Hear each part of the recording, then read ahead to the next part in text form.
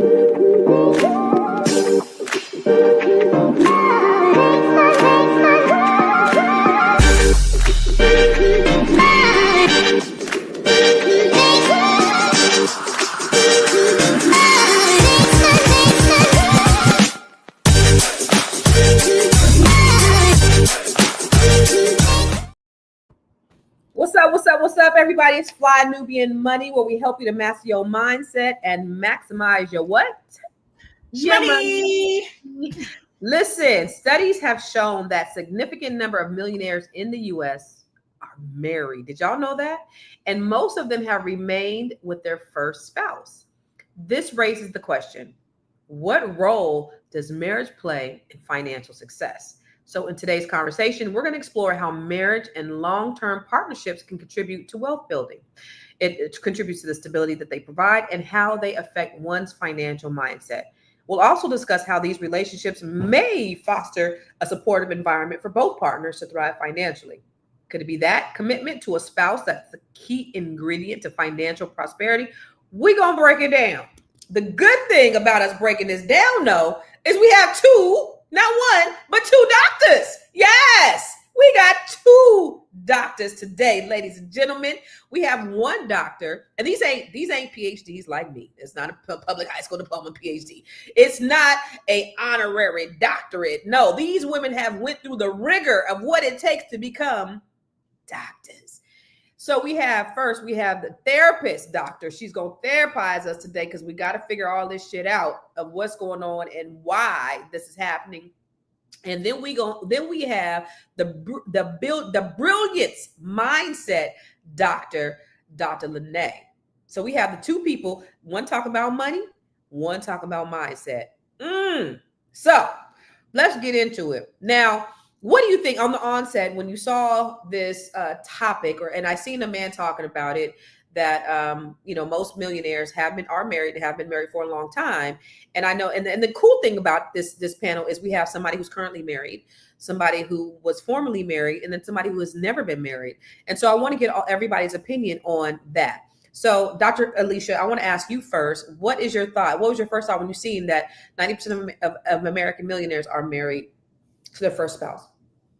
That doesn't surprise me at all. I mean, we know we get these messages that we all need to focus on getting the bag and not relationships, that getting married and spending your time at home, settle down, it limits you. But what we're understanding is that getting married, having that commitment, there's a synergy there, that it doesn't limit you, that it actually helps you to grow and become better financially as a team. So I'm really encouraged by that.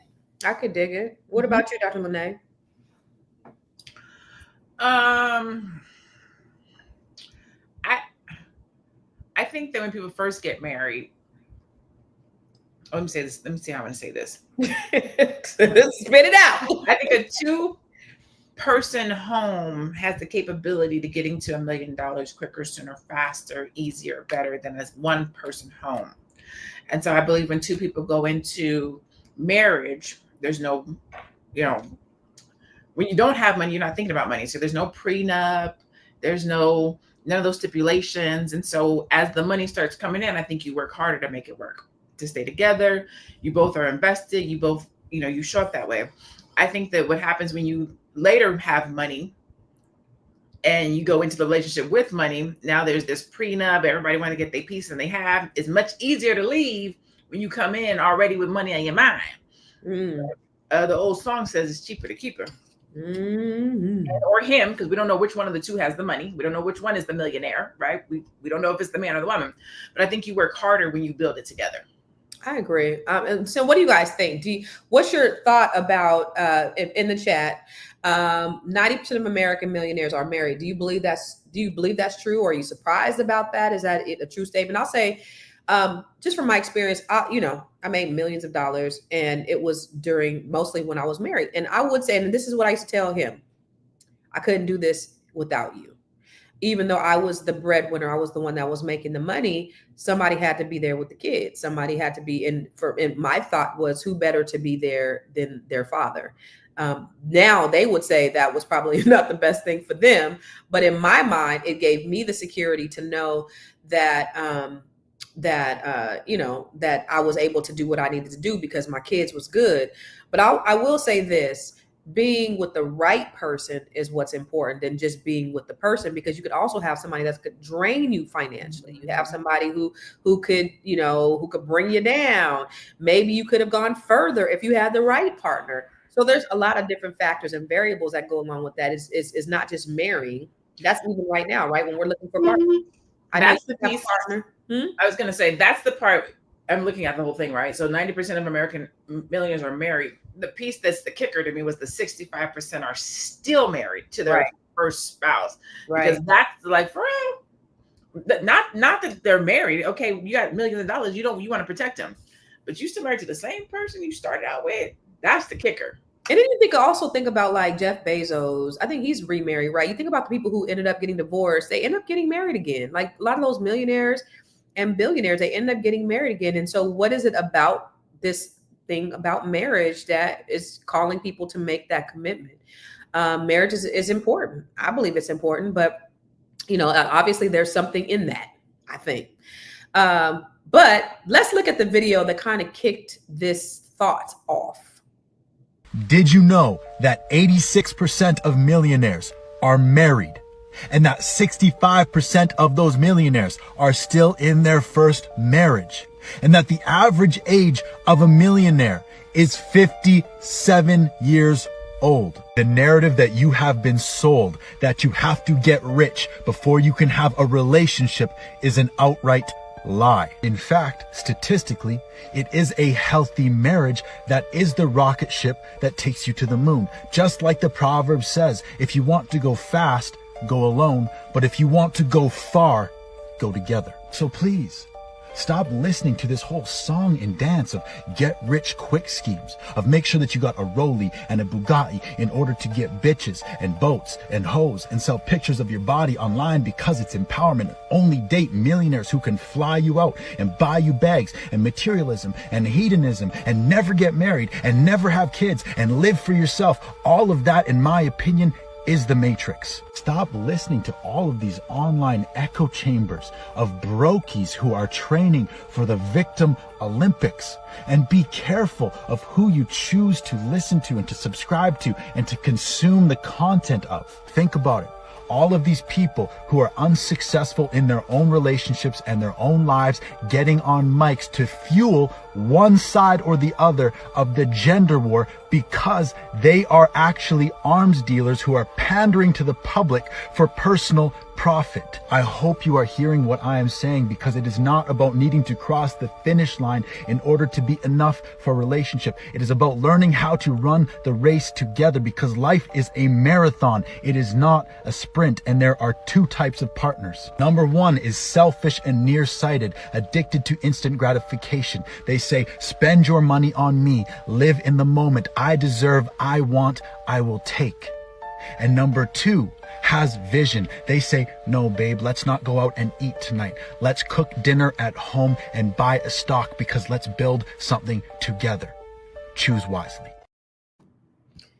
Look, I ain't gonna lie. I got to get this bag up. So I might put my feet on OnlyFans just to get that bag before I get a man. I don't know. But anyway, what do you think when you saw that, Dr. Alicia? Do you think there was some truth to it, or is he just another pander to another perspective? No, he's talking about science, and science tells us that, yeah, if you are the type of person who's a go-getter in your business life and in your career, it takes dedication, it takes commitment in order to build a business, to become a millionaire. That same type of energy is what it takes when you select a partner. So it takes that sort of dedication and commitment that, it to me, is transferable in your work relationship as well as your interpersonal relationships. So it makes absolute great sense. And I think we are given some messages that you lose freedom when you settle down. Don't get married so you can protect your assets. Especially men get this message that marriage is a trap and women will drain your energy and money. But you don't understand, when you have to deal with conflict in a marriage, on the other side of that conflict is growth. So the fact that people have what it takes, the dedication and commitment to be to overcome challenges. Even all relationships have challenges, that's no secret, but your ability to overcome that makes you better. You're not making decisions by yourself. You have another person that you can bounce ideas off of. And we know that people tend to marry other people with similar IQ levels. So it's not like you're marrying somebody who is like not that intelligent. Usually people, well, if you do before your prefrontal cortex is developed, you may. Well, I mean, even if you got people who are together in graduate school or in college, even if you start off small, it's the synergy of being together and having those long goals where you achieve those things together. It's better to go and achieve those aspirations, together than alone. Yeah, agreed. Mm-hmm. So what is it, Dr. Lene, do you think that these people are so dead set against marriage or promoting the idea that, that I can get more if I was single? What is it that people who feel? Yeah, why do you, where is this coming from? Is this a clickbait type thing, or are there people who really believe in this nonsense? And what are your thoughts about that this is being promoted out there? So I think it's two parts, right? You start talking about your prefrontal cortex. So I think there's a get rich or die trying. I can do it by myself under 40, under 45. Then there's the been there, done that. I don't want the drama and the trauma over 45. So I think there's two different versions of why I can do it by myself. I think the younger version could look at their parents, how their parents did it, maybe feel like they can do it on their own. They don't want the trauma. Some of the young men who are good young men feel like, I need to have a house. I need to be able to be a provider. I can't provide. If I can't provide for you, then I don't want to be with you. Not really understanding, well, we can build together. And then on the other side, you have women who are like, I can do it. I can do it by myself. So you have a woman who's saying, I can do it by myself. And you have a man saying, I want to wait until I'm in a position to do it for you. Neither one of them are on the same path, because one is trying to do it alone and the other one wants to, you know what I'm saying? So there's this communication that's not happening. And then when you're older, like in our age range, it's more of, trying to protect what you've built, what you've earned. I'm 50 something years old. I'm 55 years old. I built this thing. I have kids. I don't know if I want to marry. Coming into something with somebody at 55, at 60, and you've built this thing. How do you split it? Where does it go? Whose kids get what? So then that's my map. Huh? That's your path. Yeah. So it depends. I think everybody's story is going to be different, and you really gonna have to communicate. I do want to know, and I'll pose this question after the break. But my question is: are people happily married? Number one, because money does a lot of things. But is it like our grandparents who stayed together because they had to, or because they had no choice? That whole idea of it being cheaper to keep her. And more less affluent people are getting divorced because perhaps they don't have the resources to make sure that they stay married. I don't know. Let's talk about that after the break.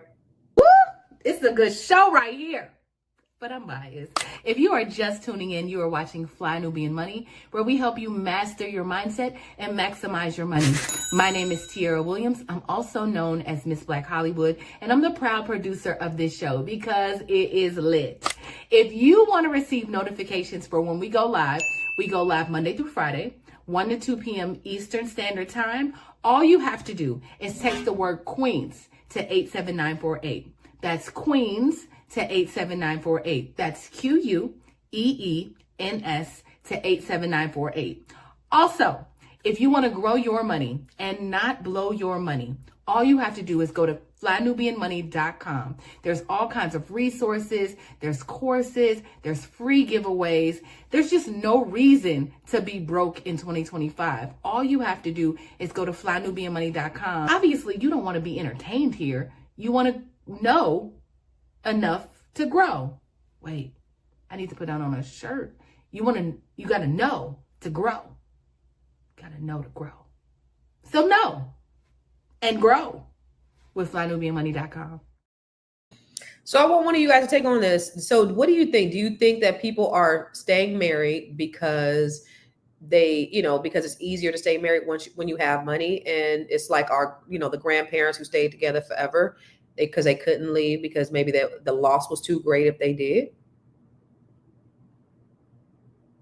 Easier is the question, is the word. I'm like, I don't necessarily know if it's easier. I think and I guess I'm doing a play on words because I would say convenient, right? I think that some people really are in it to win it. They built it together. They want to be together. Other folks, I do think that, he may be out doing what he do. And she's like, listen, there ain't nothing else out there. I got the money. Let me live my life. And they say they're married, but he lives his life and she lives her life. Yeah. I think that's real. People do that. Hell, they do that and they don't got millions of dollars. How about that? Right. But then I think you have people who really are, in it. I think it's both. I think it's both, but I don't know which one I think is more though. Now that's a question. What do you think, Dr. Alicia? Which one is more?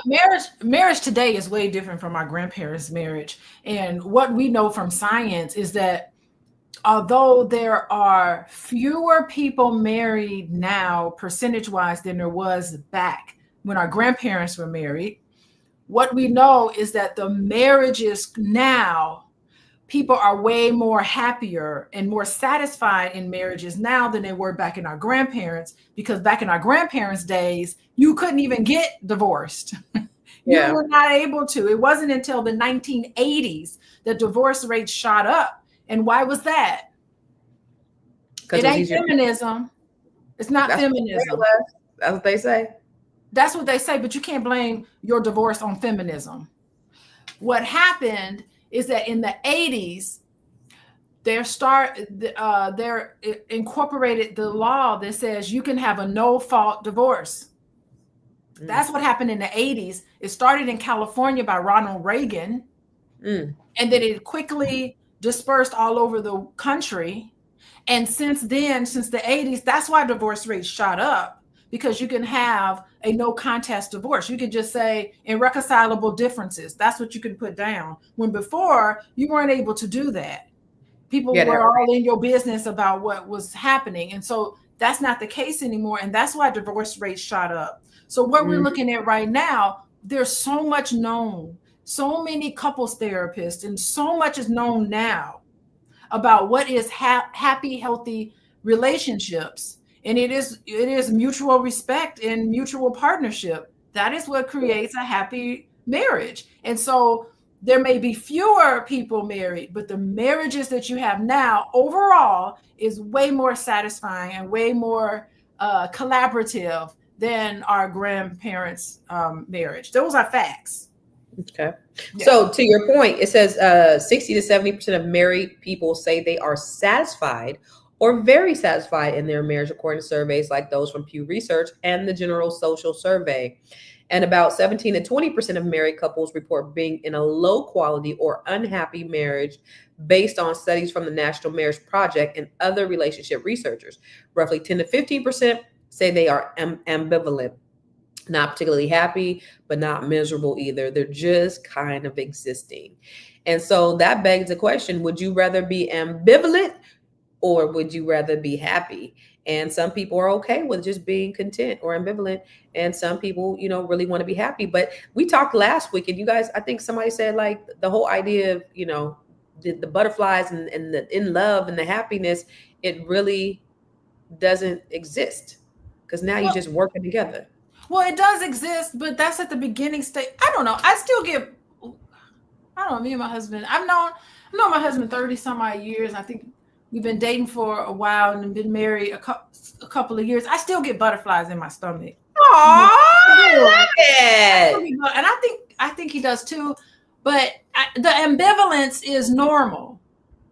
The ambivalence is normal. I think people really need to be realistic about long-term relationships. It is so normal at the beginning of the stage to be so excited to see each other because you don't even know that person very well. You just know what you're throwing up against them about your idealistic.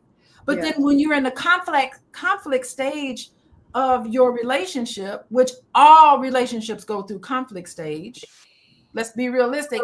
Once you on the other side of that, that's when you really get to know that person. When you really get to love them for who they are, flaws and all. Beyonce told us, flaws and all. She wrote that song for a reason. She was probably on the other side of conflict stage. And, there's songs that can guide us through this whole thing. But on the other side of that, that's where the comfort level gets in. I know you. And I know what my husband is going to say and do before he says and does it. I know exactly what he's going to do because I know him very well. So that is just the normal part. So the ambivalence, that percentage of people who are in that ambivalence stage, all y'all just know that this is normal and you can get through it.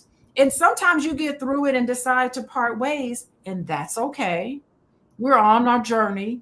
We're on our journey to learn and to evolve. But sometimes you get through it and you decide to stay together.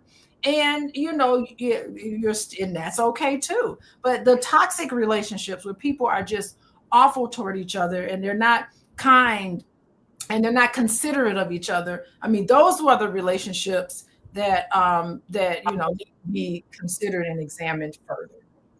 So, okay, let me ask you this, Dr. Lene. Would you rather be ambivalent and rich or poor and happy? Are those the only options? Those are your only two options. If I had to choose between poor and in love or ambivalent and paid, I'm gonna be ambivalent and paid. If those are my only two options, because ambivalent doesn't mean sad. It just means you're not, content. I mean, particularly happy, but you're not particularly. What happens is I think people get stuck in ambivalent. Like you get there and feel like, oh, this is where we got to stay, and then nobody's doing the work. You stop dating. You stop doing the things that made you have butterflies. Yeah, like it's not that ambivalent isn't a part of the natural process. You're comfortable. You know this person. Like she said, you can finish that sentence. Like there's the mystery is gone, right? Mm-hmm. But that doesn't mean it has to stay there. Do something different. Take Spanish, create more mystery, pick up a book, ask questions you haven't asked. There's ways to keep things fresh, but people get stuck in and they just stay there. Yeah. So listen, it's easier to try to get happy when you're rich than try to get rich when you poor. Or be ambivalent and try to get happy than try to get rich when you're poor. It's a little bit easier to try. And I'm with you on that, sis. What do you think, Dr. Alicia? Would you rather be ambivalent and rich or poor and happy? Judy? Here's the thing. Even if you are poor and happy, even those people went through an ambivalent stage. I'm talking about. Okay, but that's the reality. Those are your options, though, baby. Those are your options. You got no choice. You have no choice. The ambivalence piece is going to present itself to you. So maybe, now that I'm thinking about it, maybe it is better to be rich and ambivalent because you're going to get through it. Right, you will get through that. You can pay for help. You can take a trip. You can go on dates. Right. Therapy. I love it all. Listen, all that. We're going to make this thing better, babe. Oh, Lord. So Judy, shout out to Judy, that's 7. She said, I like this. I'm glad she gave a historical perspective. The notion of romantic love actually began to spread during the Enlightenment era in the 18th century. Prior to that, marriage was more of a business or life contract, often to guard power and resources. Some may not be happy as it is defined today, but they are fine with being content, satisfied in the relationship. But there are other things that make them stay, like that good D. And we'll talk more about that when we come back from the commercial. I know you're busy, you got things to do, and you can't take us on the go with you every single day. Good news for you. We are now on Spotify. So if you can't watch us, now you can listen to us on Spotify. Search Fly Nubian Money and all the episodes shall appear. All you have to do is like, subscribe, leave a 5-star rating, leave some comments, tell people how you love us so that when other people come along and are looking for a great show to watch, they can find Fly Nubian Money too. One last thing, and just in case you've been sitting under a rock, Fly Nubian Money now has an investment club. We are the Fly Nubian Money Club. It's easy. All you have to do is go to flynubianmoneyclub.com, and I am committed to bringing in top experts from all industries to help you level up. They're teaching us the skills that we need to compete in this market. We often say that nobody is coming to save us, not the government, but guess what? We're coming to save us. I'm coming to save you with the Fly Nubian Money Club. So listen, all you have to do again is go to flynubianmoneyclub.com. We have a 30-day free trial set up just for you, just for those people that are struggling. Even if you ain't struggling, you ain't got to struggle. I'm coming. Okay, let me stop playing. Listen, Charles Black said, and I love this. He said, the problem I see nowadays is the fact that too many people are basing their happiness is off of finances instead of being pleased with their everyday activities, creating memories, going for walks in the park, holding hands, having picnics and things like that. Nobody wants to enjoy the little things anymore because we're too busy searching for the grand of things. And without the grand things, our happiness is just demolished, which he is 100% right.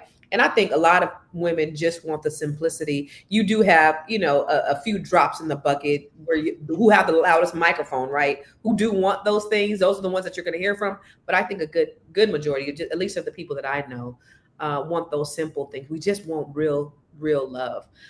Let's go to Anonymous. Shut up. Anonymous ain't shit. What do you Anyway, we're going to go to the next video. I can't stand Anonymous. He on here talking shit again.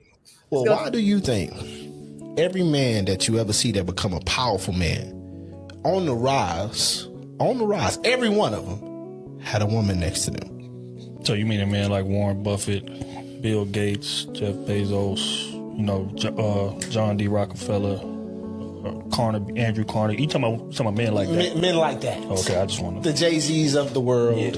I just want to lay it out. You know what I'm saying? We're talking 99% of that field, which most men want to be in. All of them on the rise to get there had a great woman next to them. All of them. That's correct. You know what I'm saying? Now, when they got there, shit happens. But on the rise to get there, they had a loyal woman there. And when they got there, say they did get a divorce. You didn't see them in the tabloids or in the news. Goddamn, y'all online bashing this woman. She deserved every inch of what she got. And listen, it was he's right, because when they got there, you look at Jeff Bezos, is he with his wife anymore? You look at Warren Buffett, he got a wife, but he has a whole girlfriend that lives with him that he deals with. Like, you look at these people and look at how they're really living, and are they really? Is it true? But what are your thoughts, Dr. Lene, on that? Do you think that that's an important factor on the rise up, is having a good partner next to you? I do, actually. I know we hear the analogy or the old adage, I think is what they call it. You can go fast alone. You can go further with people together. I used to always like, well, but if I'm going faster, how are they going further, right? And then one day I was like, oh, we're all going the same speed, but there's 2 of them, or there's 3 of them, or there's 4 of them. So while I'm going faster because I'm by myself, it's just me, I'm going fast, but he's going fast, she's going fast, they're going fast, and so they're going further than me because they're together. When you look at it that way, it's like, man, you're doing all this work alone. You could have, like you, I'm going to take care of the business. You're going to take care of the family. If it's just you by yourself, you got to take care of the business and the family. So you're going fast, but you're tired. You're not getting as far. The work's not as good. So having two people, and that's just the business part. That's not even the mother-father dynamics of having holistic children who have the male energy and the feminine energy. Like that's a whole other thing. The family dynamics, the love and support that a woman gives to a man, the love and support that a man gives to a woman, the big ups. Like there's so much that happens when you have two people doing the work together. Yeah. I will tell you this. My son told me one day, Mom, this is bad. He said, imagine if you had somebody like you that you were married to, how much further could you be? And I'm like, but you know, he was there with y'all. They're like, yeah, but that was a waste of time. So, but you know, it all goes back to having the right person that you have with you and not having the wrong person, because the wrong person could bankrupt you. The wrong person could make some financial decisions that really set you back, or, you know, it could prohibit you from being able to go further than you would be able to going alone, or with someone who was, you know, is equally as ambitious or whatever, or have the same values or goals as you. So that's important. But what are your thoughts about what this gentleman said about, you know, I mean, I guess it's the same thing, right? Just the values of having somebody with you, Dr. Alicia. Look at Shannon Sharp versus LeBron James. Look at Shannon Sharp versus Mickey Mouse. I mean, look at that. Like Mark Zuckerberg and his wife. I mean, look at all these people. It's like you have this co-architect in this empire that you're creating. It's the trust, it's the shared vision, it's the partnerships. You know, that is what's so important. And LeBron James is like, I would be nothing without Savannah. You know, I would be nothing without her. So that tells you that they pushed each other in their teamwork. You know, the love in business, they grow in tandem. And, you know, you make sacrifices today for legacy tomorrow. All of these things are major themes when you have power couples, you know, that come together and create such wonderful things for not only for them and their family. Lene, oh my gosh, thank you so much for bringing up the children. It is so great to have children, you know, that can see and witness the sacrifices their parents make in order to provide for everybody in the household. It's really good for them to have two parents there investing in their child's life in the same home. So I think that's really important. And I mean, I also want to make a comment about economics too, because I do agree with the comment about the, you know, early 19th century. Yeah, that is so true. I mean, economics back then was connected to farming. So you had to have a wife with a whole bunch of kids, because somebody had to go out on the farm and till the land, or you would starve in the winter. So yeah, you had, if your wife passed away or somebody passed away, we're gonna have to go the next day and get somebody in there in that spot. And you starve. So yeah, it is economics. Yeah. Let's look at the next video. I feel like this. Most men are more successful that I see that's either married or in a relationship. Yes, facts. Cause you can't be giving not only your time, but you can't be giving your energy all over the place. That ain't good for you. Energy, resources. Yeah. When you dating multiple women, you never gonna get in the flow, because you low key trying to impress, you trying to do this, you spending unnecessarily money all the time. Or you in a relationship, listen, who I'm showing out for? I mean, of course I want to show out for my wife, right? But I ain't got to be extra. I could just be me. Anytime you're in a situation you could just be you, that's gonna be the most beneficial. I ain't saying that everybody got to be married or nothing like that, but when I do see somebody that I may, facts, you know, I'm looking for a mentor. If I see you married and you with your family, not necessarily perfect, I'm like, okay, maybe I could trust this person. You know what I mean? Facts. A little bit more. It's a reason why we never had a single president before, because people trust family-oriented people, period, especially family-oriented men. It's easier for me to trust you when I know you got a girl that you've been with for a long period of time. Y'all got kids, y'all got a family, y'all got a foundation y'all building. Yeah. It's easier for me to trust you than just knowing you out here on your fucking own. Yeah. You know what I'm saying? We never, as a country, we've never had a single president. We probably never will, because people don't really trust somebody that's out here that's single moving like that. Because you know, your life could be all over the goddamn place. Yeah. Family brings stability. I don't know if you guys watched David Banner on Shannon Sharp the other day. Did y'all see it? See that?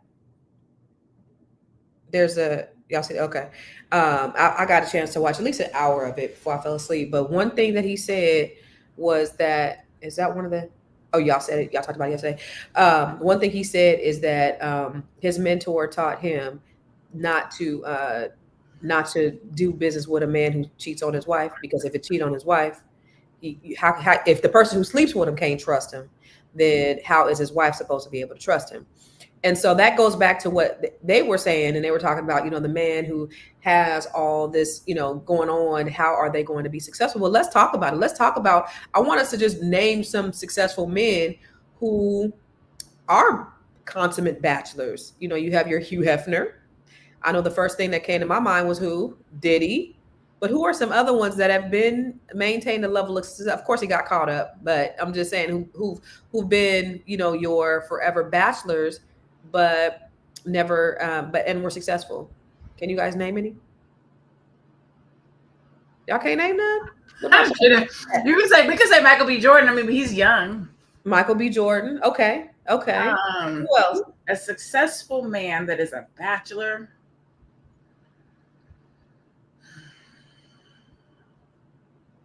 Yeah, it brings more credibility. Maxwell. I think if you're a married man, Maxwell ship last year. Shit, he wouldn't come out. He raised dinner to someone else.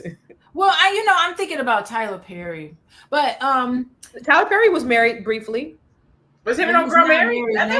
They weren't married, were they? I thought they were married. The girl the lady he had the baby with? Yeah, I thought they got married. I don't think they did, but I could be wrong. But I don't think they did. Who said he was?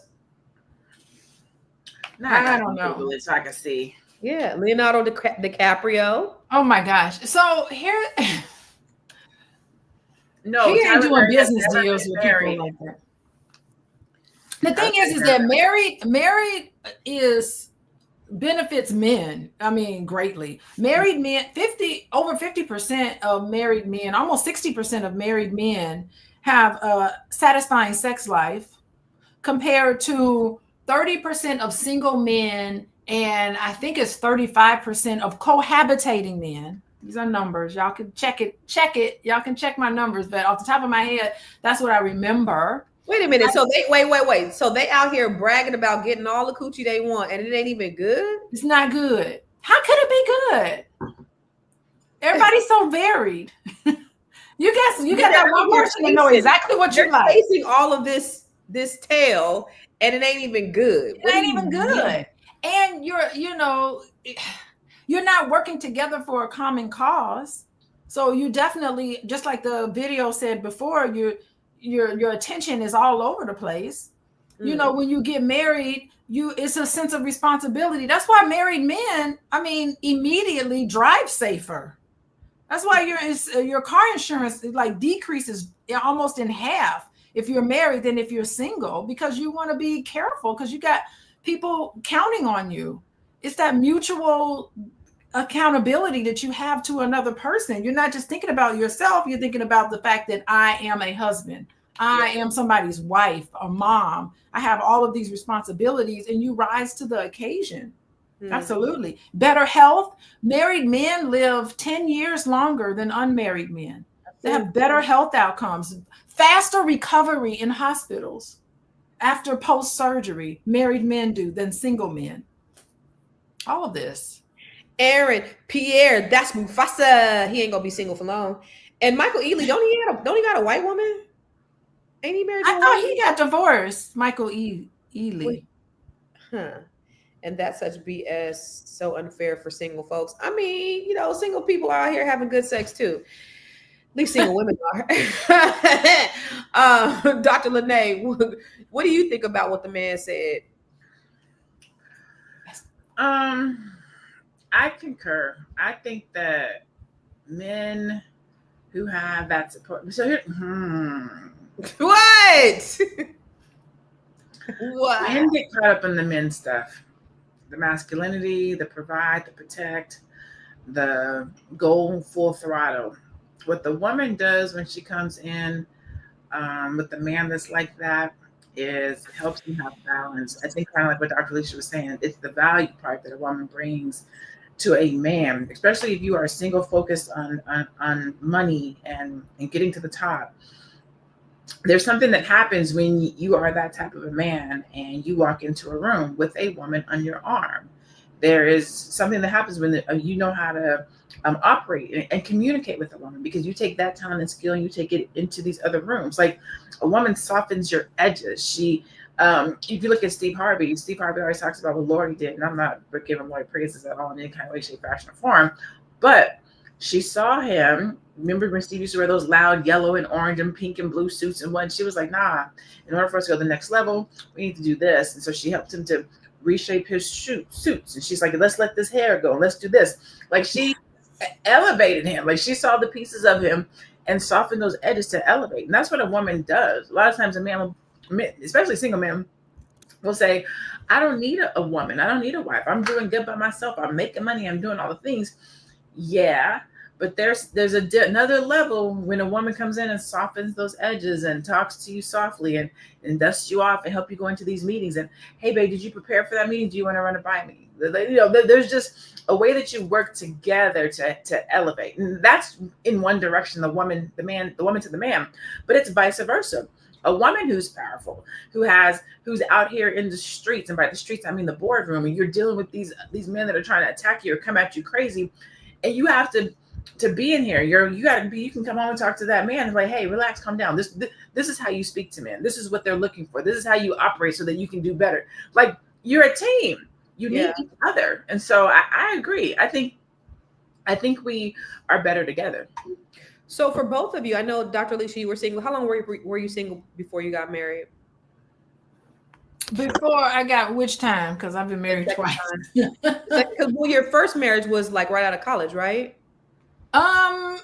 Well, no, it was right out of graduate school. Okay. So in 2015 was when that was over. 2015. Okay. And so I got married. Yeah. So what, about 4 years? You're single for 4 years? For about 4 or 5 years. Yeah. 2021. Okay. 2015 to 2021, I was single. And I was single long before my divorce was finalized, because you have separation and all. Right. It's over long before it's over. Absolutely. Absolutely. So for you, and for you, Dr. Lene, did you ever feel pressured to marry for financial reasons? No. As big as I never felt, or to stay single to protect your assets. Neither. Mm-hmm. Can we talk about double A? So what about the other way around? I feel like a woman can do it without a man, especially if she has no kids. I think that is super damaging. I don't think it's a matter of what we can and can't do. I think it's a matter of what we should and shouldn't do. Can we do it by ourselves without kids? Absolutely we can. But why would you want to? Like, do you want to build this life and success with no man, no kids? Now you've made it. Now you're worth $1 million, and now you got to try to find a husband. Now you have issues with trust. Does he want to be with me just because I got money? When you could have built it together. And it's not just a her thing. I think it's a community thing where we don't understand building together.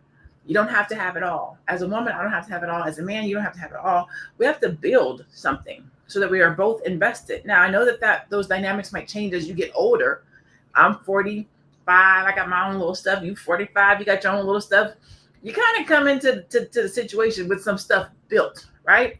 But we only like halfway through the life. There's still some things that we can build together. So I think we have the dynamics of relationship wrong sometime, where we feel like we have to be 100% to come into this thing.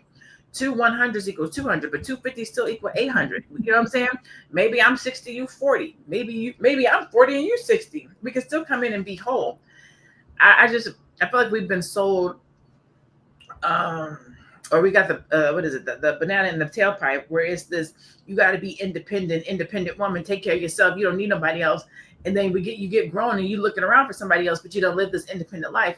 You don't even know how to partner with somebody.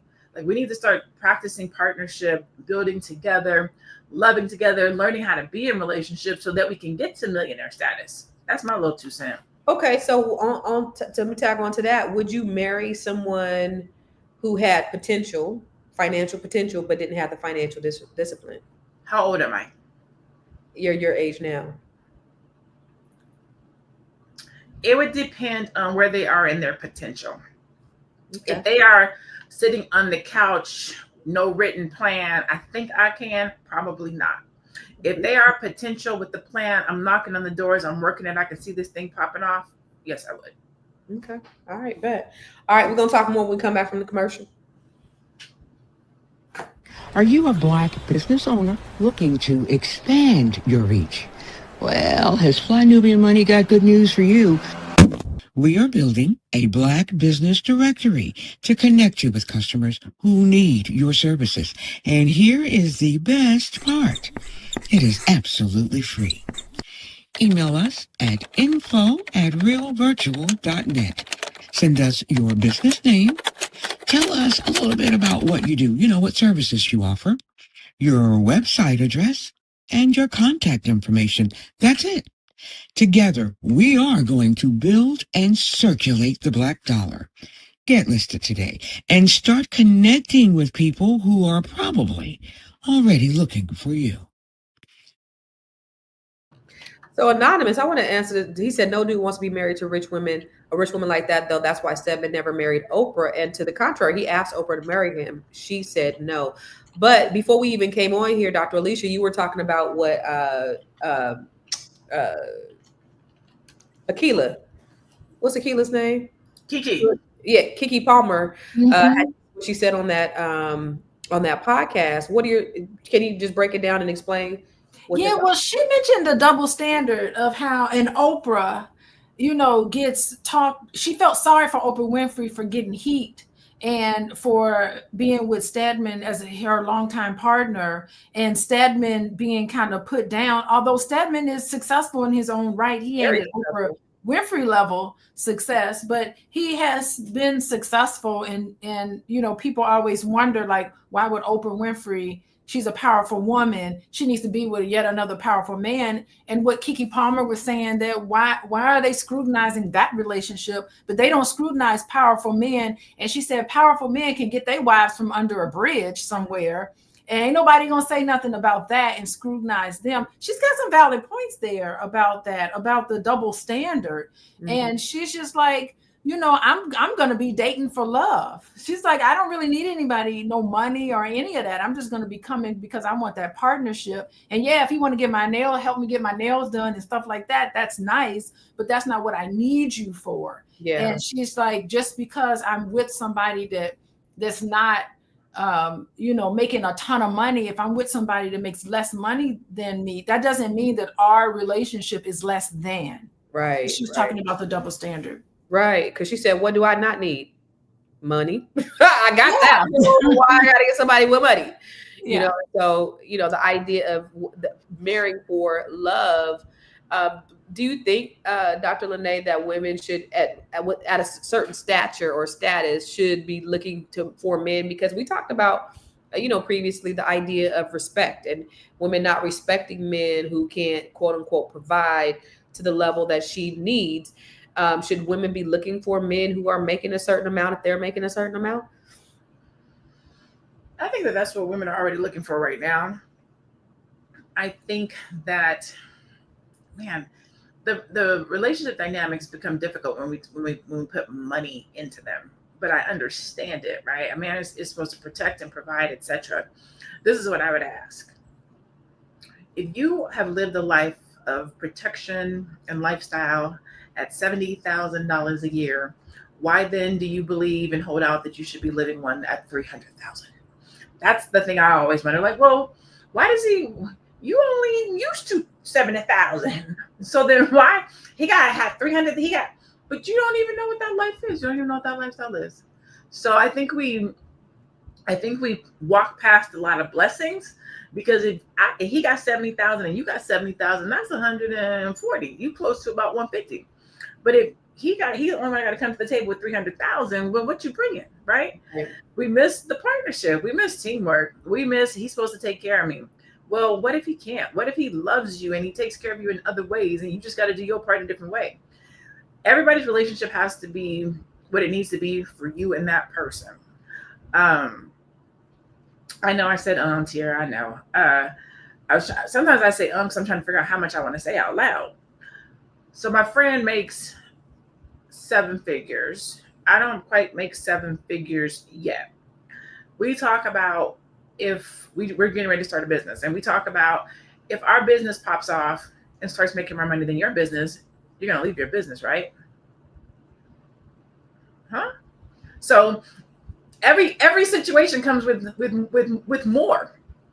If we make more money in his business or in that, he's asking me, do I then walk away from my business because my business doesn't make as much money as his, and we should put all of our energy and effort into his business?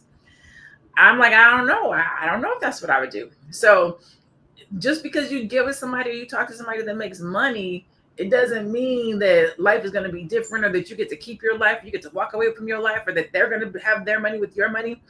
Every relationship has to be put together based on the dynamics of that relationship and what you feel you can do together, what you feel comfortable with. Do I feel like I've just worked 15 years for my relationship, for my business, 15 years for my business to then walk away from it so that we can put all of our energy and effort into your 7-figure business? I don't know. To be continued. Yeah, and that's the thing about it is that everybody talks about what other people should be doing when they really should be talking about what they should be doing. Like we put our opinions on what we think other people should be doing, and it's like, yeah, but everybody's lifestyle is different. What I may do, it's kind of like when I used to show houses, right? And I would go show a house in a certain neighborhood, and then they would say, "Would you live here?" You can't afford to live where I would live. So that's not even a question for me, right? Like, you gotta have problems on your level. Yeah, like how do I answer that question? Because there are neighborhoods far better that you would live in that I wouldn't live in. So you don't base your opinion on my lifestyle, right? We can't base our opinions on other people's lifestyle, or have other people base their opinions on our lifestyle. Let's go to these stats.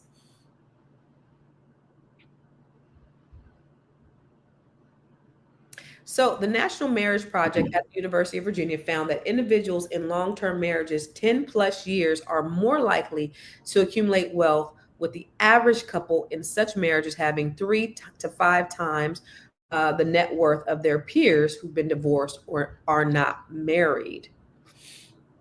So 90% of American millionaires are married and 65% are still married. So impact on wealth accumulation. A 2017 study by the Brookings Institution found that married couples are twice as likely to have accumulated retirement savings as compared to their unmarried counterparts, highlighting how financial stability is often tied to marital relationships. And according to the U.S. Census Bureau, married couples have a median net worth of $130,000, while unmarried individuals have a median net worth of $44,000. This shows a significant financial benefit to marriage when it comes to wealth accumulation.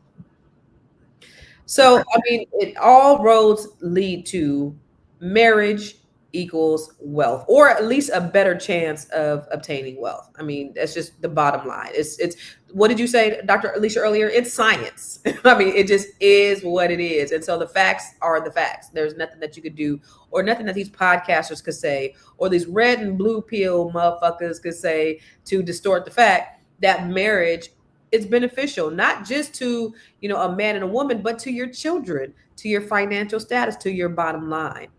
Terry's Nori said, what did he say? If I was to meet a sister that bring in more than I do, there wouldn't be a problem with that. A woman is not required to need my money just for her to be with me. It just would not be an issue. Okay. I don't know. I want to comment to that, because research does show that men are statistically more likely to cheat on their wives when they make significantly less than their wives. So it's not about money itself. What we think it is, it's about identity, it's about power, it's about gender expectations. And what we're thinking is that maybe men are socialized to tie their masculinity to their role as a provider. And if they don't fulfill that expectation, they may feel emasculated. They feel like they're less than. They have this shame, resentment, So cheating is used probably unconsciously, like you don't not really aware of it, but cheating is used to regain power and assert control and to assert your manhood. So that's what we think, like you're seeking dominance in other areas, and view infidelity as like a way to gain leverage in the relationship. So it's a rebellious kind of acting out to rebalance the power differential when money is kind of offset sometimes in relationships. So I want to comment on that because that's something that we know is potentially an issue. Good shit. Well, since you're talking, let's go ahead and wrap up your final thoughts with you, Dr. Alicia. Oh, good. Okay. Yeah. So clearly today we know that being married, at least on the stats, being married puts you into middle-class status. You have another person that you can lean on to help you with not only your financial issues, but emotionally, health-wise, you have a companion.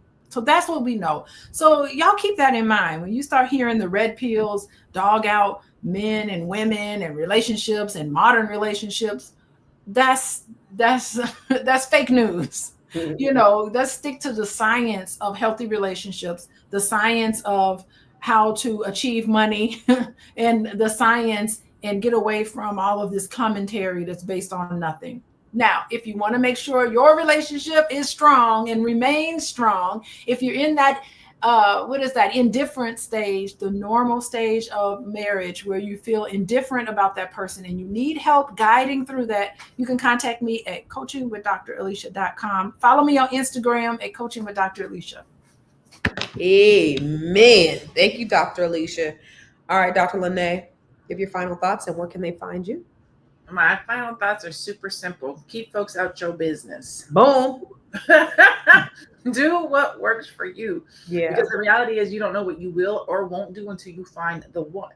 There's a lot of things that we say we're not going to do and we're not prepared for, and you ain't, and whatever the case might be. Woo-wee, the one that sets your soul on fire, you don't know what you will do. You don't know what you won't do. You don't know what you'll stay for. You don't know when you'll leave. You may stay too long. You might leave too soon. You may circle back around. You just don't know. So at the end of the day, use your best judgment for what works for you. Stop looking at other people because you don't know what's going on in their house. We always talk about keeping up with the Joneses, but you do not live with the Joneses, so you don't know what goes in those rooms. So that's what I would say. Keep to yourself. Not keep to yourself, but do what works for you. Do what makes you happy. Do happy life, happy wife. I don't like to say that one. I like to say happy spouse, happy house, because a man should be happy the same way that a woman should be happy. I am Dr. Lene Vet. I am a strategist and I help Black service-based entrepreneurs who package and sell their expertise to brand their brilliance and monetize it so that they can make money. You can follow me at I am Dr. Lene Vet. Good shit. Listen, she kept it all the way simple, but expounded upon that and pontificated and hypothecated and everything else. And here's the fact: keep people out your business. That's the bottom line. But here's what I know for sure: that wealth is built faster when you have a partner that you could do it with. It don't mean that you need a partner to become a millionaire, but it does help, especially when the two people when they're aligned with purpose, with discipline. It becomes inevitable. Your wealth becomes inevitable because most millionaires are not just married because of love, as we've discussed, but they're married because they have the proper structure in place. They have the proper support, and hopefully they've sat down and they've been able to strategize and they have the proper strategy, because that's what you need. You need all of those things. Love is a extra added component, is the cherry on top. But don't get it twisted. Marriage without alignment can bankrupt not just your spirit, but your bank account. You need to have purpose. You need to have, all the things that come along with it, because a wedding is not going to make you wealthy. Being wise will. So that's all I got to say about that. Listen, this is Fly Nubian Money, and we are here every single day. And here's what we know.